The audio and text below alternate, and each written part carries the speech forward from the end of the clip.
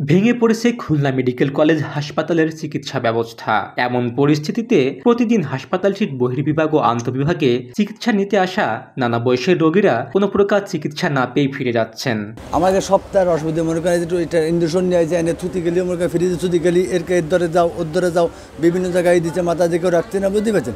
Doctor আসছে, nurse আসছে না, ফার্স্ট বেড়া যাতে তারপরেও মনে করেন আসে না, হেলাও করে ফিরে আমরা যাতে তাও আসে না।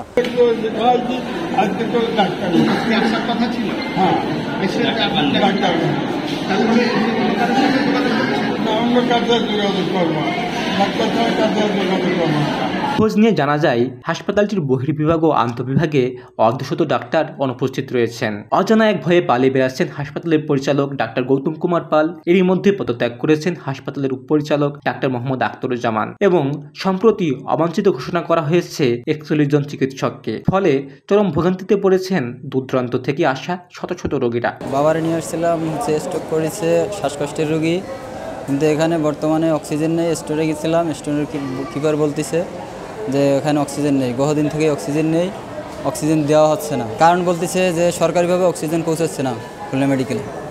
এখানে এই যে অ্যাডমিট হলাম, হওয়ার পর শিফট করার কথা ছিল বেডে, কিন্তু সাফিসিয়েন্ট না থাকার কারণে হয় নাই সেটা।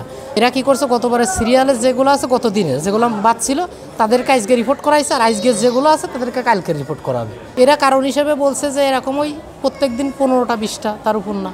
সংশ্লিষ্ট সূত্র থেকে জানা যায় কার্ডিওলজি বিভাগের বিভাগীয় প্রধান ডাক্তার মোস্তফা কামালের নেতৃত্বে শতাধিক শিক্ষার্থী আন্দোলনের মুখে 41 জন চিকিৎসককে আওয়ামী লীগের রাজনীতিতে জড়িত থাকার কারণ দেখে অবাঞ্ছিত ঘোষণা করা হয়। তবে খুলনা মহানগর বিএনপি ও বৈষম্য বিরোধী ছাত্র আন্দোলনের সমন্বয়কেরা এ বিষয়ে জড়িত না থাকার দাবি জানান। তারা বলেন এটা খুলনা মেডিকেল কলেজের অভ্যন্তরীণ বিষয়, তারা এ বিষয়ে কোনো কিছুই জানেন না। আমরা বিভিন্ন জায়গায় যোগাযোগ করে দেখছি এবং আমাদের নেতার সাথেও আলাপ করছি। আমি বলে বারবার উনি বলতে না, উনি বিএনপির কেউ না। আমরা চাই এই মেডিকেলের শান্ত পরিবেশ ফিরে আসুক এবং রোগীরা চিকিৎসা পান, সাধারণ জনগণ এটাকে উপকৃত। আমরা খুঁজে বের করার চেষ্টা করছি, আমরা জানার চেষ্টা করছি যে তাদের পেছনে আসলে কারা আছে, এটার উদ্দেশ্য কি, কেন এমনটা করা হলো। দেখেন, এখানে কিন্তু আমাদের খুলনা মেডিকেলের দুইটা পার্ট, একটা শিক্ষা আর একটা স্বাস্থ্য। এই স্বাস্থ্য পার্টে আমরা যেটা জানতে পেরেছি যে শিক্ষা পার্টের যারা আছে তাদের একটা অংশ এই কাজটা আর কি করেছে, স্টুডেন্টদের একটা অংশ। কিন্তু এই স্বাস্থ্য বিভাগের উপরে কিন্তু অধিকার শুধু স্টুডেন্টদের না, অধিকার শুধু খুলনা বিভাগ। Shafayet Hossain Shaon, voice of tiger.